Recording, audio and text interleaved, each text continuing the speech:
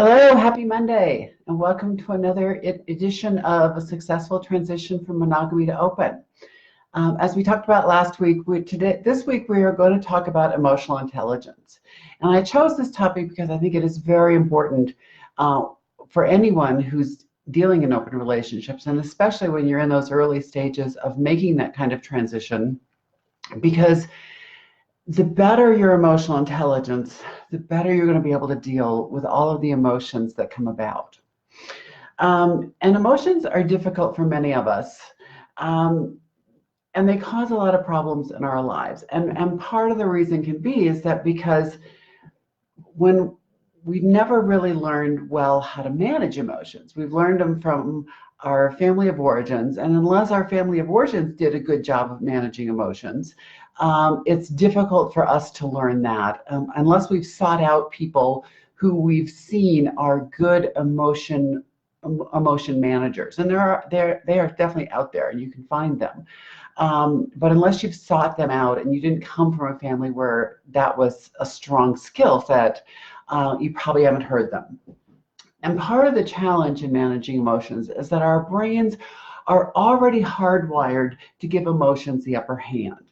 So we feel emotions constantly, and all of the various stimuli that comes into our brains creates emotions. And when these various signals come into our brain, they come in up through the spinal cord to the base of the brain. And as they travel to the frontal lobe, which is in the front part of the brain, right behind your forehead, the frontal lobe is where your rational, logical thought happens. However, before those messages can get to your frontal lobe, they have to go through the limbic system of the brain. And the limbic system of the brain is where emotions are created. So before you can even have the rational thoughts, you're already feeling emotions about whatever signals are coming into your brain. So of course that makes it very difficult for people. And unless you've had some good skills training, it's very easy for the emotions to take charge and take control of us. And when people have been tested about how well they are able to recognize their own emotions as they're feeling them, only about a third of the people tested were able to actually do this skill, leaving about 2/3 of people to really struggle with how well to even recognize the emotions they're feeling. So as you can imagine, that creates a huge problem for people. And even when we are really skilled, there are always going to be things that are going to trigger us. There will be those things that are unique to us that trigger us and that can derail our great emotional management. So it is something that you may always need to be working on. Now, the emotions come from 5 core feelings, and there are different levels of intensity of these 5 core feelings. And there are a lot of different words that are used to describe these core feelings. And so then it can make it a lot more confusing for people.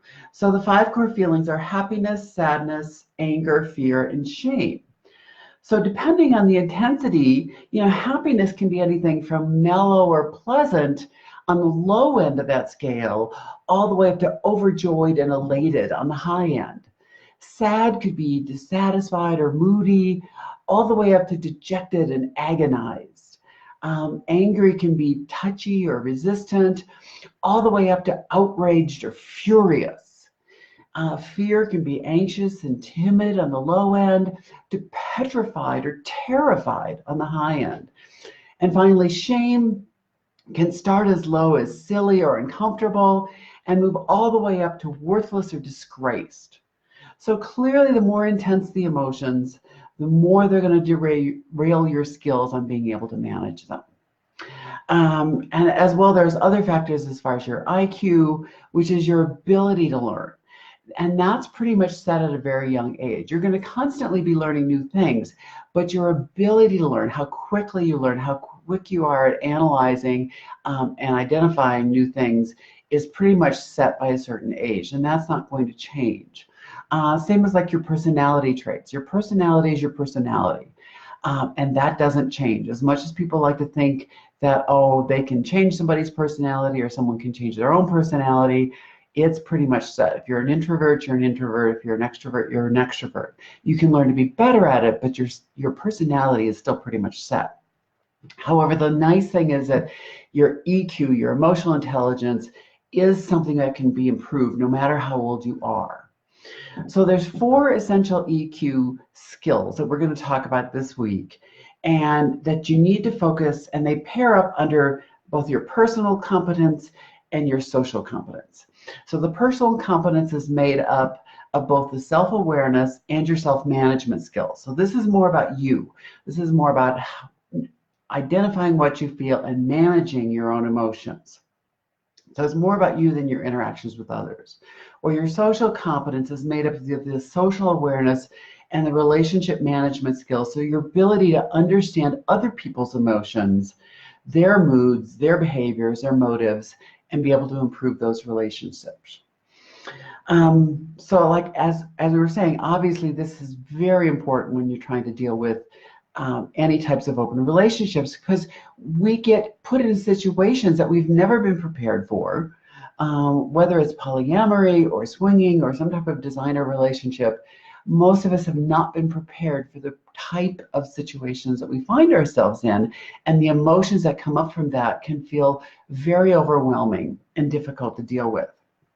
And if we don't handle them well in those early stages of opening up our relationships, it can be really even more challenging as we go along, because you can do, unfortunately, a great deal of damage in the relationship, and you want to avoid that as all possible.